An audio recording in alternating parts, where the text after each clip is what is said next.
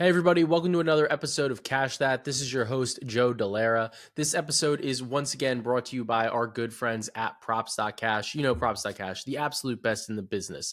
Those red charts, those green charts, you can see the hit rates, you can see projections, you can even see some modeling. And now they have some really cool baseball tools for MLB season. You can see the spray charts. Like some of this stuff I don't even totally understand, but let me tell you what, they hooked me up with this shirt and it's sick. And it's got all the tools that you can need to bet on every single sport, whether it's basketball, whether it's baseball, hockey. We're getting to the playoffs in so many different sports. You guys need it, and you can get it for 25% off your first month with code DELARA25. That's code DELARA25 for 25% off your first month. So as you guys can see, I am solo dolo once again. Producer Corey just is absolutely grinding right now. He's got a lot of things going on. But look, it's okay. We still have him on the back end at the end of the day. It would be wonderful to have his beautiful face up here next to mine, but it is what it is. We're just going to be a very mid-looking podcast here. So it's fine, but I do want to talk about the NBA, obviously, and kind of get into a little bit of we're kind of at the end of the season. We're in the last two essentially like weeks of the NBA season. So things are getting wonky. Things are getting a little crazy. Things are getting a little weird. But there is still plenty of opportunity and plenty of injury news that we kind of need to react to. So with that in mind, I would really like to turn and pivot to some of these bigger injuries. The first injury that's obviously the most notable is Joel Embiid returned on Tuesday night to play for the Philadelphia 76ers in what was really a great win for them. They won, they covered, the line closed at -3. They won 109 to 105 against the Oklahoma City Thunder. Obviously, the Thunder didn't have SGA or Dub playing tonight, so it was a game that Philly should have won, but still, just the ability to come back, play meaningful minutes, and really have a good impact. He played about 30 minutes, 24 points, 7 assists, 6 rebounds. Very, very important return for Joel Embiid and the Philadelphia 76ers based on where they're sitting in the standings right now. So just to kind of give you a little bit of an overview of what we're going to be doing today, what we're going to be talking about. NBA season, like I said, is a little wonky at this point. I want to start looking at the futures. I want to start being prepared for some of the end of season things that we might be seeing. And I want to be able to react instantly as soon as we start seeing when teams and like where they're locked in the playoffs and like this is the projections or this is where we think the matchup's going to be. The best time, because these lines are so weak, they're so soft, right when teams start the playoffs, because the books, they struggle to kind of set some of these spots because there's not the same amount of information, because things aren't as, like these are the numbers, these are the algos, this is, how we're going to be playing this, because you can kind of do that in the NBA regular season. It lets you use models a little bit more. It lets you react to news a little bit more that way.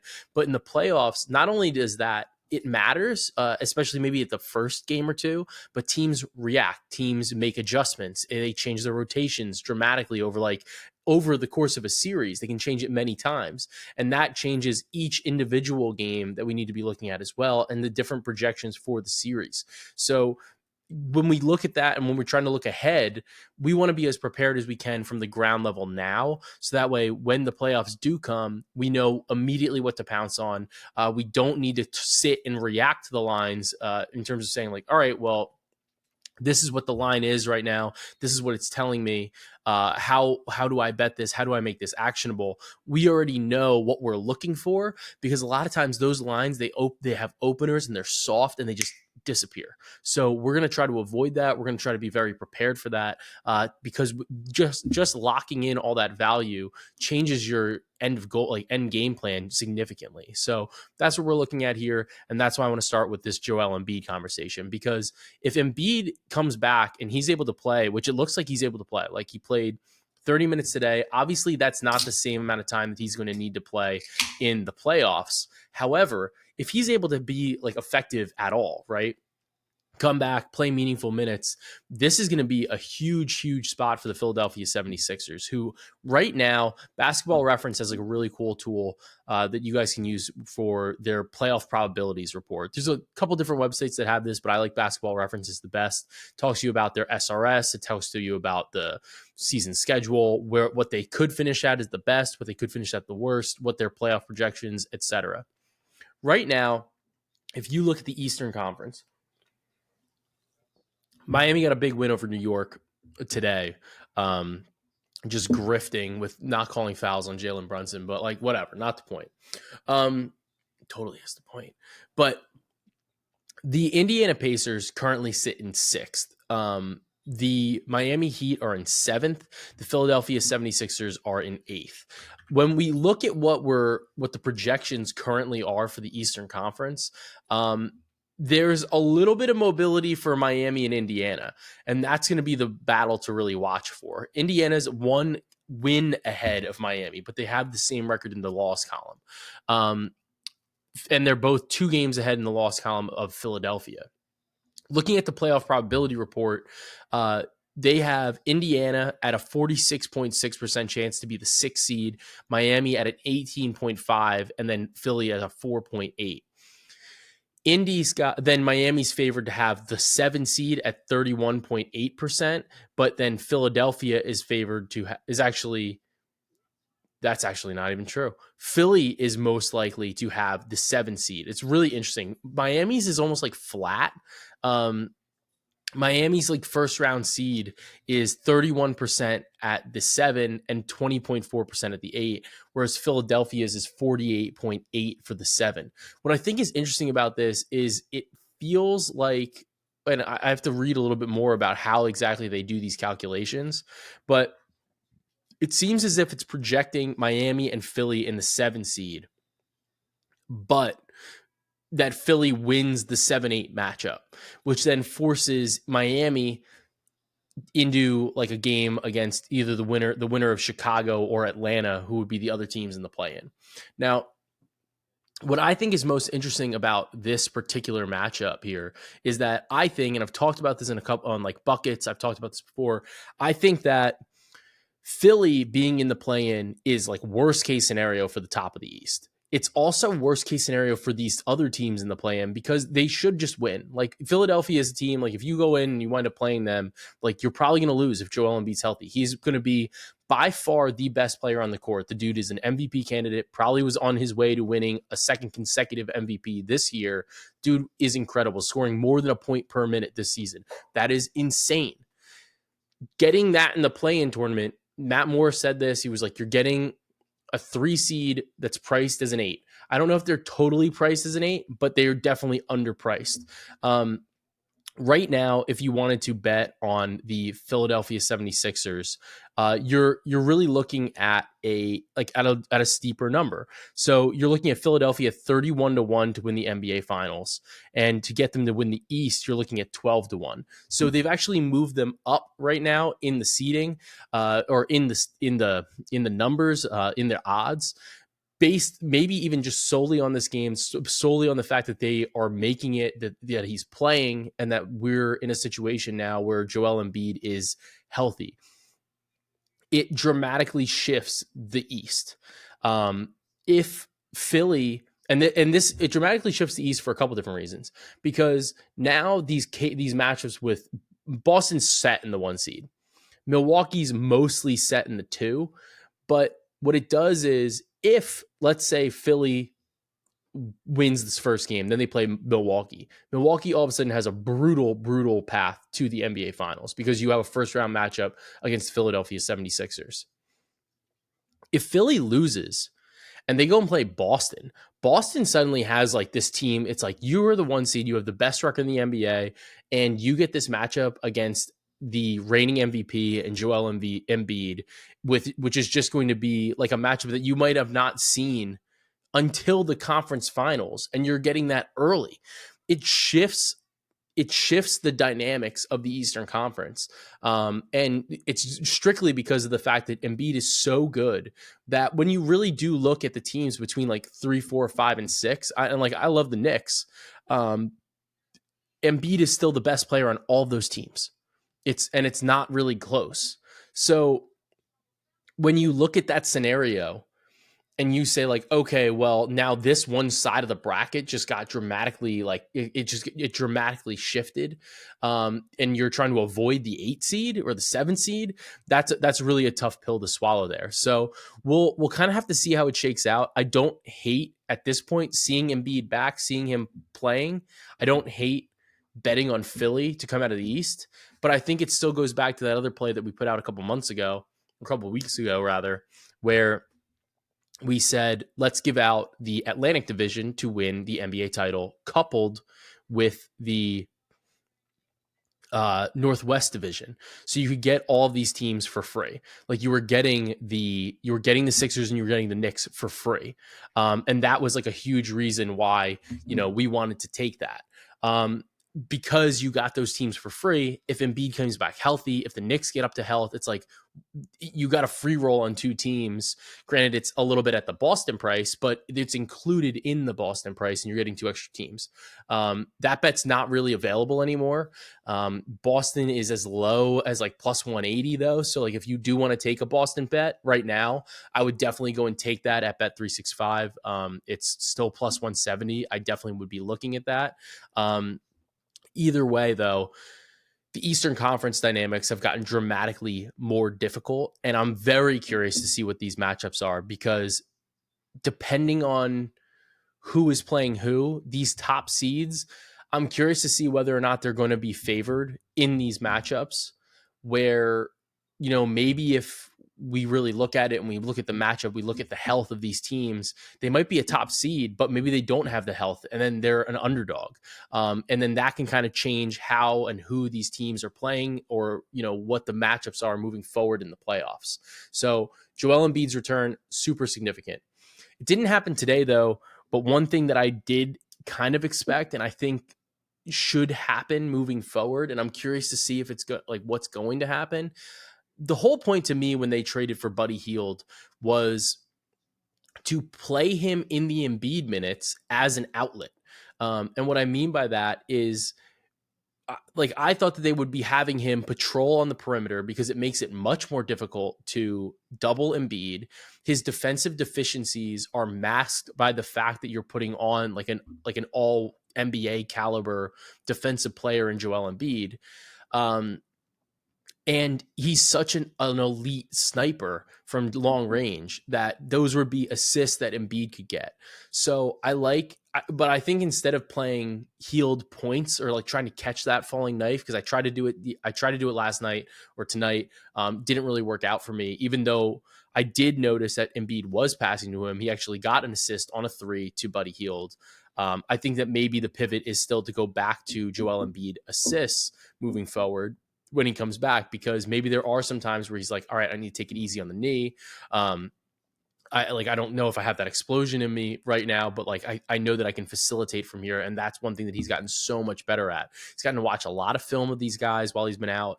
I'm sure he's been itching to get back there. And I think that, if he's able to help run the offense and facilitate as a hub, it'll take some of the stress off of him, and it's going to help Philadelphia moving forward. So that's definitely a spot that I'm going to be looking at to try to capitalize on, is his assists, especially in the games coming forward.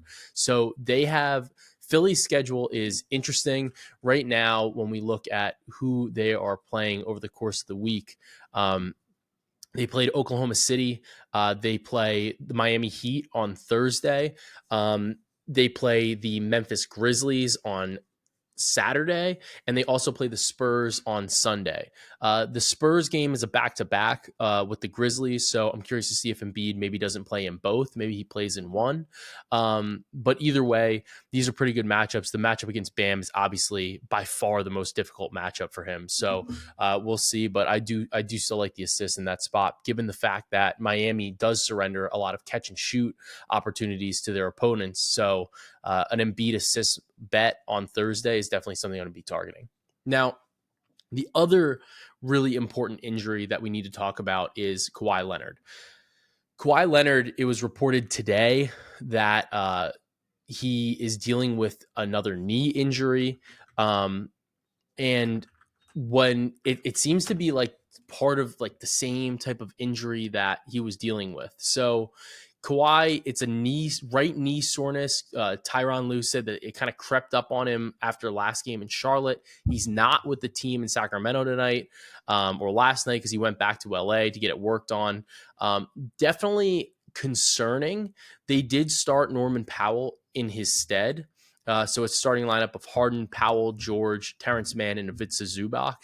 And without Kawhi, the Clippers they're not a title contender.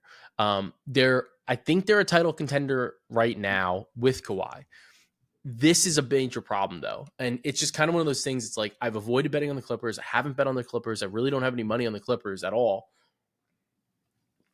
And the concern is really that they've been healthy all season for the most part. Paul George kind of dealt with some stuff, but now it's like you're in the situation. It's like, did you use all of your injury equity at this juncture, which is always like a little bit concerning, right? So when we look at the Clippers, the biggest problem for them had been their depth. And when they had been healthy, they were able to stagger the minutes between Harden and Westbrook, and that had really worked out well for them. It was net positive. They were able to use Westbrook off the bench. He kind of provided a pretty significant boost. They didn't have to go as deep into their bench, and it was something that was very, very successful for them. Now with Kawhi out, it kind of shifts the geometry of what they're going to be able to do. One spot that I bet was Russell Westbrook over 17.5 points, rebounds, and assists against the Kings. He was over that line in 5 of 5 without Kawhi, but with Harden, PG, and Norman Powell, averages 27.4 PRA. I do think that he should see about like 20 to 25 minutes on a nightly basis. Definitely a spot where he can go over this line or continue to go over this line. So I'm curious to see where this opens for the next couple of games. If Kawhi Leonard is playing, if he's going to be on some sort of minutes restriction, those are all some notable questions. The other thing is the way the standings are kind of shaking out. I'm not like firmly convinced that the Clippers are going to be able to hold the 4. So right now they are 3 games up in the loss column over the 6 seed Pelicans. 2 games up on the loss column of the Mavericks. It's unlikely, given the Kawhi injury, that they're going to chase or catch any of the Thunder, Timberwolves, or Nuggets. With that being said, it doesn't really matter if Dallas passes them. It definitely does matter if New Orleans passes them. So we'll have to see. There's obviously not too many games left, but without Kawhi, there's definitely an opportunity for this team to kind of falter a bit, and potentially struggle towards and kind of limp towards the finish line here, which would obviously be concerning for the team moving forward. So we'll have to see. It's definitely something to keep an eye on. I do think that the player that's going to see the biggest bump, though, is Russell Westbrook off the bench. And then obviously Norman Powell should be able to get plenty of action as well. So those are some of the spots that we're looking for with the Clippers, but it does shift the Western Conference a bit. When we look at the Western Conference as a whole, though, right now the standings are really crazy because the Kings also now are dealing with a pretty significant injury. They obviously lost Kevin Huerter to a season-ending surgery on his labrum, and then they just lost Malik Monk for the next 4 to 6 weeks. So it's probably at this point, it's probably about 5 weeks, about a month. In order for him to come back, the Kings have to win a playoff series. Right now, they have to get into the playoffs. The Kings are the 8 seed. When we look at what these matchups are right now, the Kings are going to be playing the Suns in the first round of the 7-8 play-in tournament. I think they probably lose that game if, given a lot of the fact that their depth is so compromised. I think that they're beating the Clippers at the time that we're recording this. Part of that's because Kawhi's out. Their biggest problem is that without Malik Monk, without Kevin Huerter, you're going pretty deep into the bench. It's a problem for them because they were a team that was already a bit thin. They had been looking to kind of bolster the team a bit, and they haven't been able to do so. With kind of that consideration, right? you're in the play-in tournament. Maybe you lose to the Suns. Right now, the concerning thing, though, is they get caught by the Lakers. The Lakers are only 2 games back in the loss column of both the Kings and the Suns, 3 games back of the Pelicans in the loss column. I think it's unlikely they get to pass the Pelicans, but it's entirely possible that the Lakers are able to get into the 7-8. If the Lakers are able to get into the 7-8, that's a huge win for them, obviously, because you get 2 cracks at the apple. If you're the Kings, you kind of have to assess this, obviously, but I think that at the end of the day, the thing about the Kings is that nobody's surprised by them anymore. Like last year, they were the surprise team. They were the team that it's like everybody was underrating. Everybody wasn't sure about. Everybody was like, oh, we'll see. I don't know. Like maybe they're good, maybe they're not. And they were legit. But now nobody's surprised by you. You lose that factor. People are coming in prepared. They're like, you're not a joke. We know you're not a joke. We're going to take you seriously. And it kind of shifts the way that they're considered, the way that they're perceived, and the way that teams prepare for them. But the Western Conference is just so tight. Like the Pelicans looked like a squad that was for sure going to be in the 5-6 or like maybe even the 4. Now they've dropped to the 6. They're only one loss ahead of the Suns and the Kings. So things have really kind of changed for them. It's changed in the Western Conference. And then when we look at the top, it's the Thunder, the Wolves, and the Nuggets are all tied for the top seed in the West. There's some tiebreakers there. They kind of get really funky, but it's hard to bet on the Western Conference right now without knowing like what these matchups are. I think right now, as much as I really like the Timberwolves, I've been touting them. We have some big tickets on them. We have an 80-1 on them to win the title that we talked about earlier in like preseason even. We've talked about betting on them to be the 1 seed. We talked about them winning the division.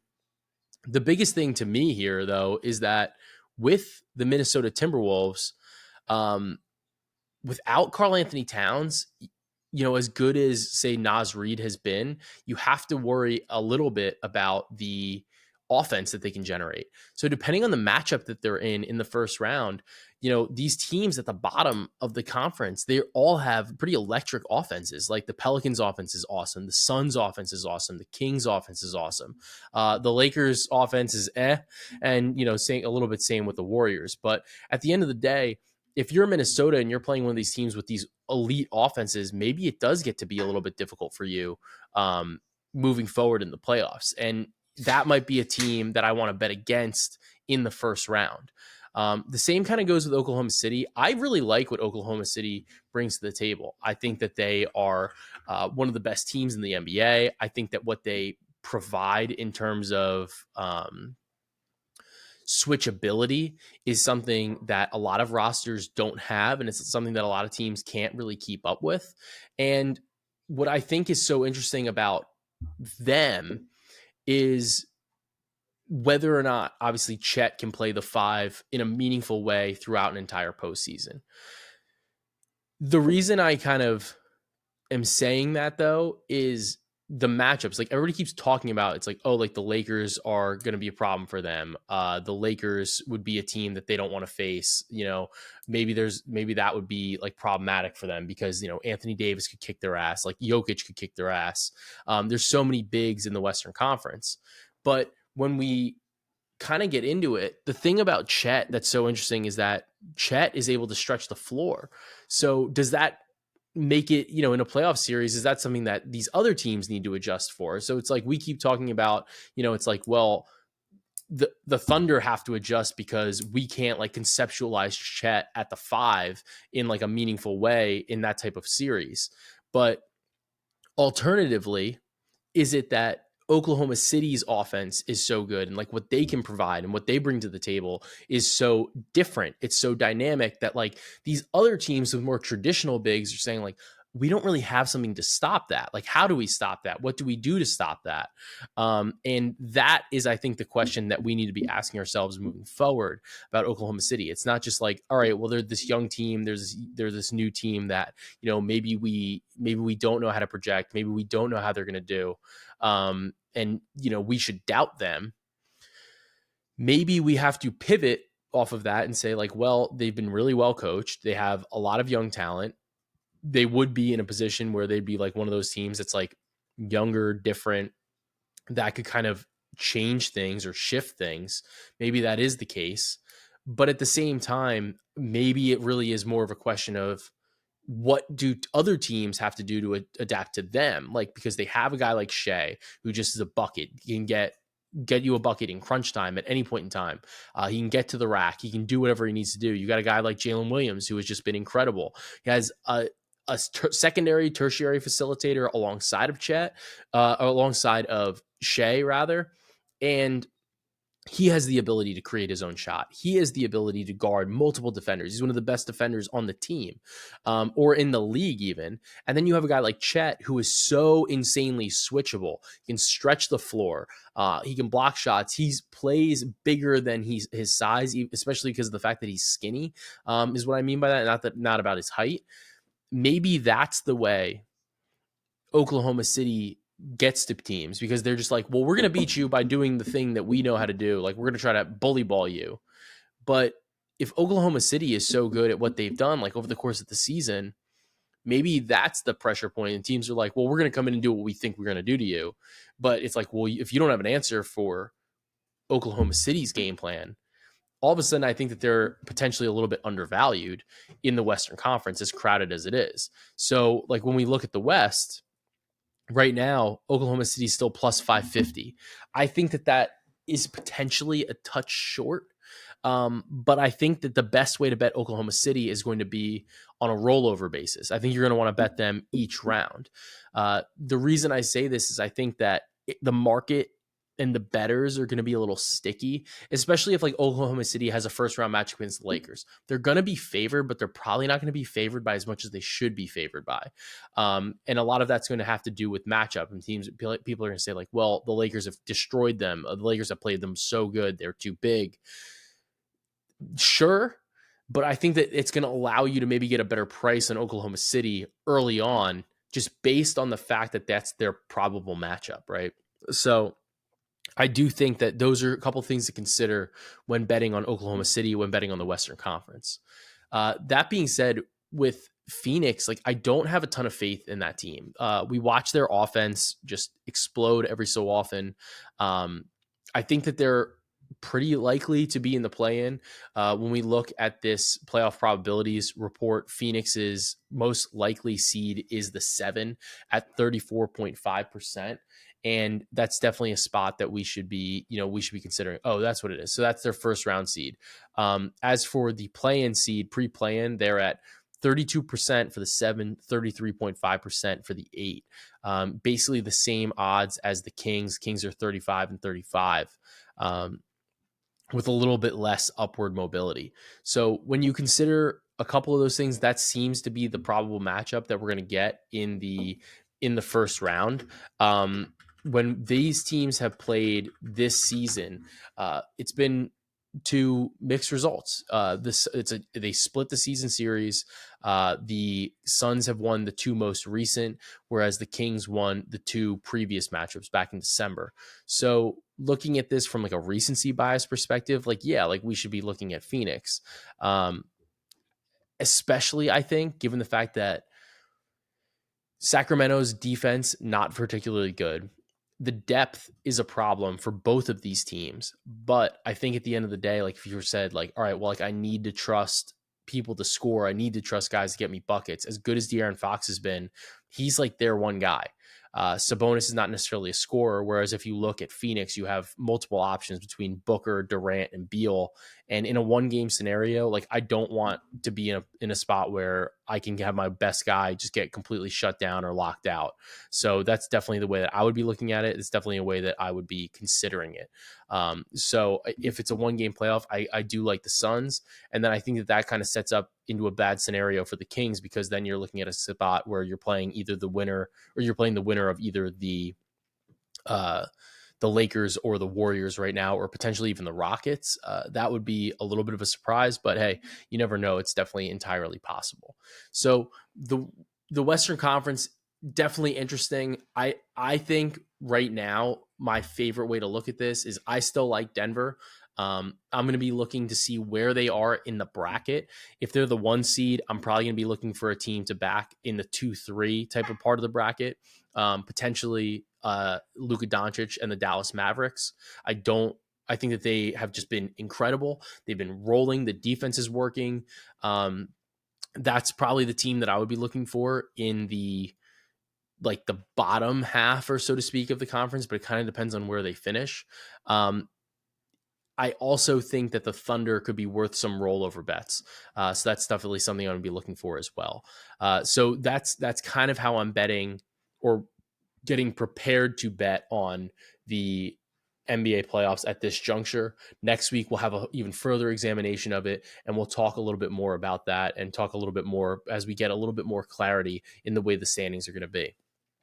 As for awards, the Malik Monk injury is interesting. It's kind of shifted the market. We did grab some Naz Reid at 10-1, our guy Naz, but the market for him has shifted too much. Like, he's down like plus 150. Monk is still eligible for the award. I want to make that clear. So I think Monk probably should still win the award. He's been the most impactful guy off the bench, I think, his in terms of his numbers and his output, especially in his visibility. I would say, though, I think that Naz Reid's impact off the bench has been most significant, given the fact that the Timberwolves have really, really needed his scoring without Karl Anthony Towns. He's kind of risen to the occasion. He's able to fill in for both bigs. He's able to provide a lot of toughness, tenacity. The minutes that he plays are good. He's a floor stretcher. He's a floor spacer. He does things that Gobert doesn't do. He does some things that Cat doesn't do. So as a guy that's like a third center on a team with 2 centers or 3 centers, it's really been incredible for him. I hope that he wins. I hope that he's able to do it. We'll have to see, but I don't think that I would be looking to buy or to bet on a guy like Norman Powell or somebody like that. That's not a spot that I would be looking to do. I know Ty Lue was trying to talk up his guy Norm. Norm is awesome. I think Norm is a great 6th man. I just do not think that he's the 6th man of the year this year. I think that it's a 2-horse race between. At this point, I think it's a 2-horse race between Monk and Naz Reid. I would definitely consider hedging with one or the other if you have them at like super high or super significant numbers.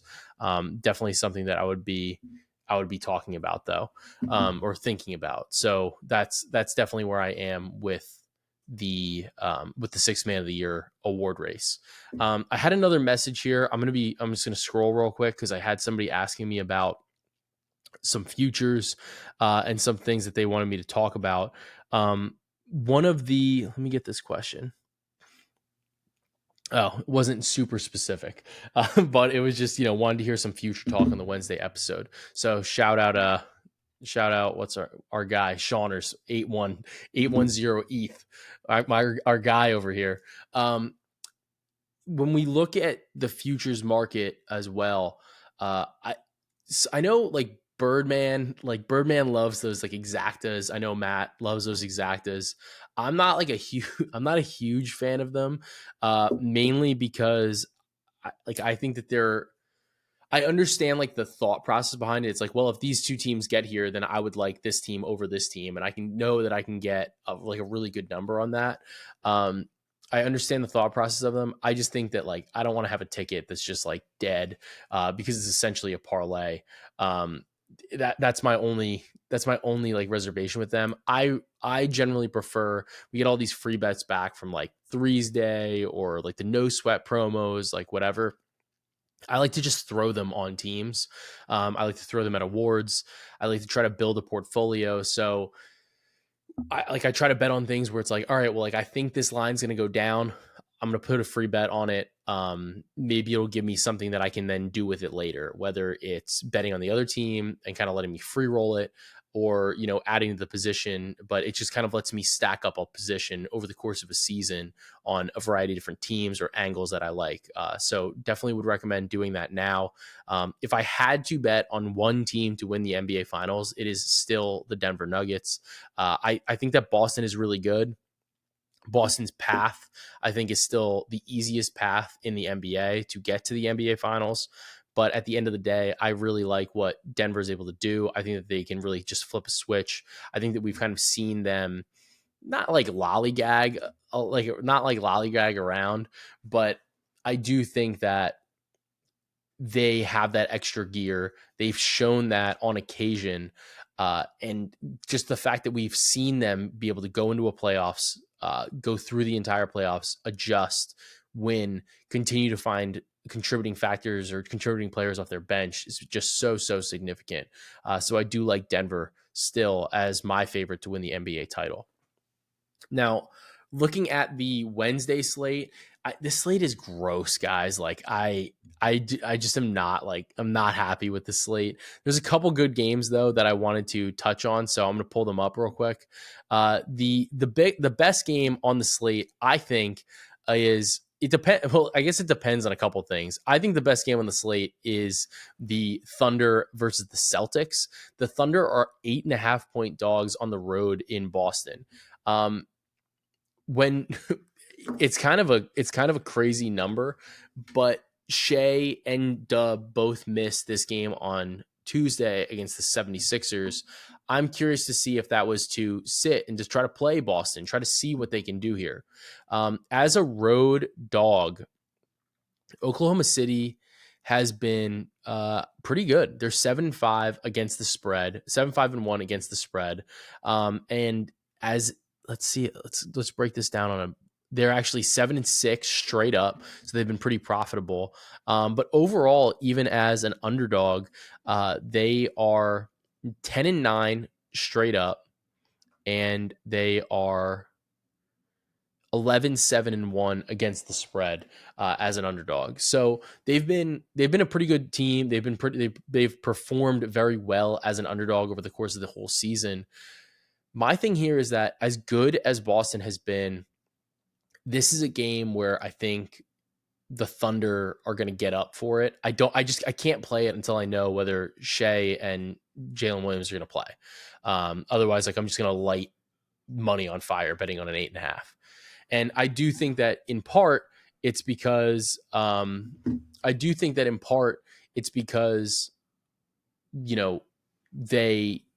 they still are trying hard. It's like that a little bit of that like Tibbsy Knicks thing where in the regular season it's like they're really trying, they're pushing out their options, they're doing whatever they can. I think it's a pretty good matchup. I think it's going to be a really fun game. If those guys play, you have to take the 8.5. I would be stunned if it closes at 8.5 if they do play. But I think either way, I probably lean Oklahoma City in this matchup. Boston has made it clear that they are not necessarily like maybe they want to make a statement in this game. Boston has also made it like somewhat clear that they are trying different things. Like Mazzulla was talking about how he wants Porzingis to be playing single coverage on the one or on like the point of attack and trying to be like a point of attack defender. So that way he can get a little bit more experience like switching, or if he gets stuck in a rotation, they're like purposefully putting him into positions that are not advantageous for the team, just to practice and like get real reps, which is awesome because they're in a position to do that.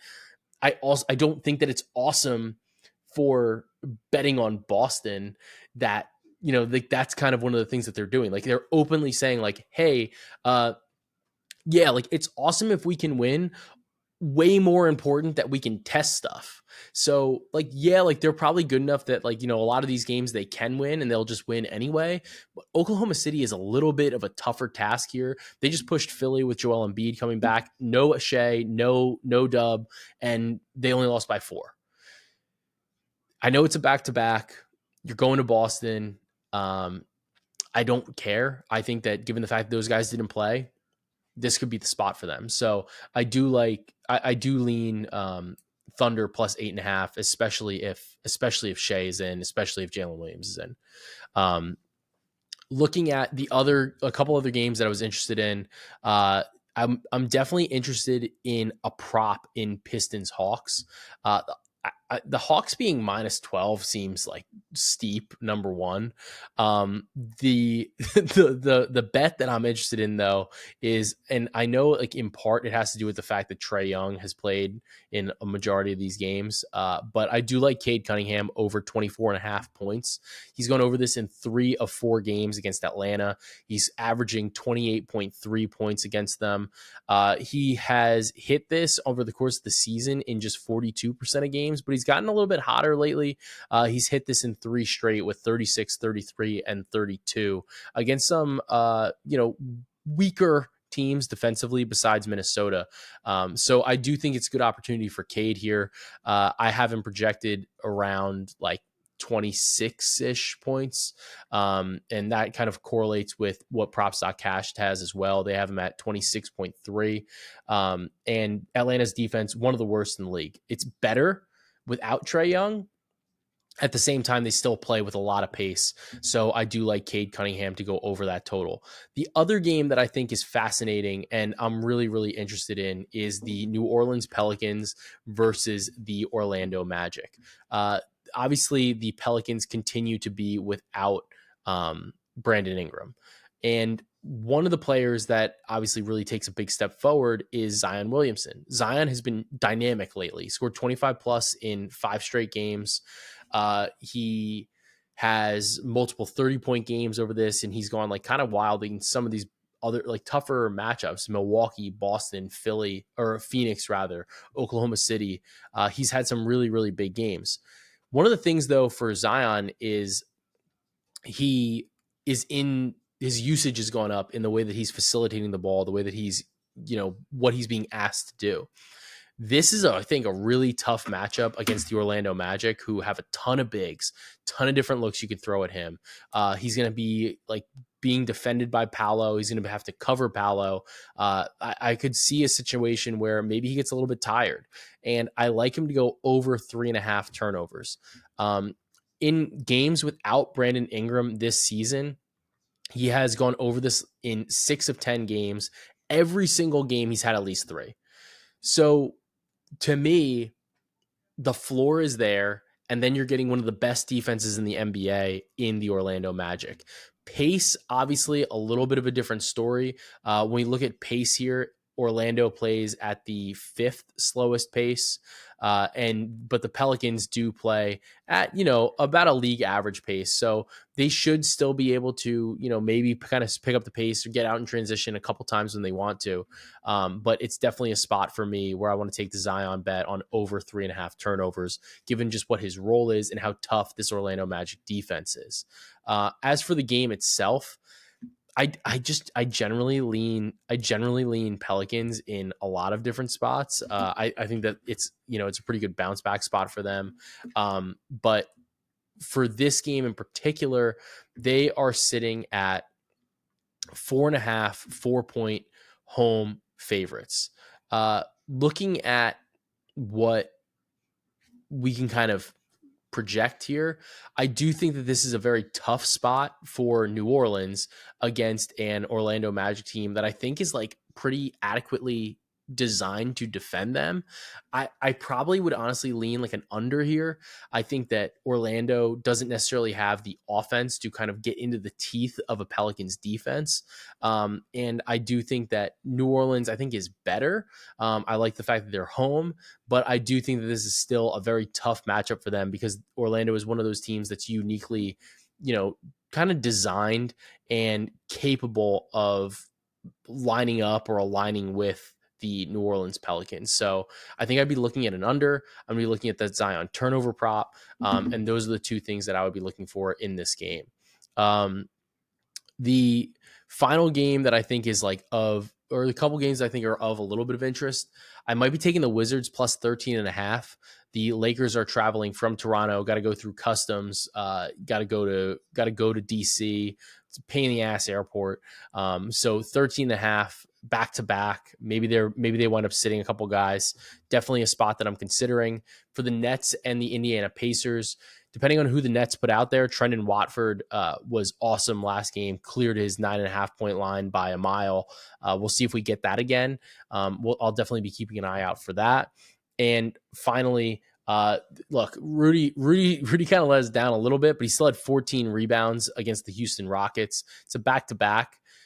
He should smoke the Raptors, but I'm not totally convinced that it's not going to be a massive blowout because the Raptors are just so bad. And for the Cavs and the Suns, I lean Cleveland at +6. I think that Donovan Mitchell sitting in Utah was a little bit more about the fact that it's a back-to-back, and especially against the Suns team, where Cleveland could definitely use the win, and maybe wants to be able to put up a big number in a bigger game. So I think they felt confident they could win against Utah without him. Maybe they want to try to roll him into this game against the Phoenix Suns. So I'd definitely be leaning on the +6 for Cleveland. But with that, that's kind of what I'm looking at for the Thursday or the Wednesday NBA slate. On Friday, the Knicks play the Bulls. I will 110% be looking at like a McBride threes or a Dante DiVincenzo threes type of look. That is definitely a smash spot against a Chicago team that gives up a ton of catch and shoot opportunities. So that's definitely something to be looking for as the weekend kind of approaches. But with that, I'm at my segment of pods and recs here. So I've had this scenario going on in my household where my wife, 8 months pregnant, and she is like adamant that she has a suggestion, that she has a recommendation for the people. So I need to bring her on over here so that way she can give that to you. And this is a great opportunity for you guys to kind of listen up, get something going, and we will see what she has. Hopefully she doesn't let us down. She said it's locks only, but I told her there's no such thing as a lock. So we'll just have to see. We'll have to see exactly what we're looking at.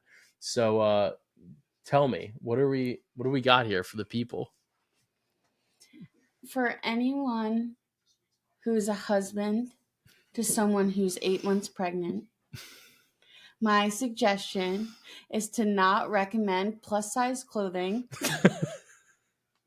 and also to not complain about your back pain when you have a wife that is 8 months pregnant. Was that it? That's my suggestions. Oh, those are great. Thanks, babe. And Aaliyah. Oh, and I have our little sister here now. Say hello. Hi. All right, what's your recommendation here? My recommendation is for people who do podcasts not to say the word solo dolo in the opening. Oh, perfect. So I'm just getting roasted on my own podcast. Considering this sucks. I don't have producer Corey. He can't edit this out right now. So I'm just stuck with this. But no, so my recommendation is obviously to, catch some of these games that are going on in the NCAA tournament. Caitlin Clark's been awesome. Do that. Yeah, no, my wife says my wife says fuck my wife, so I guess that's actually a great recommendation. Fuck your wife. And do what you can do. Do what you got to do. So this is another recommendation that I did have that I wanted to put out there though is I've been a really big fan of shrimp tacos. So and cod tacos. That's actually the one that I meant. So shrimp, great. If you're like we had tacos for dinner tonight, Taco Tuesday. Got cod tacos. They were great. I loved it. It was great. There was like a little bit of red cabbage in there, a little bit of like an avocado type of action. It was dynamic. I absolutely loved it. So I'm going to recommend cod tacos. You can listen to, obviously just don't insult people unknowingly to you. So just be mindful. Be mindful. That's my other recommendation.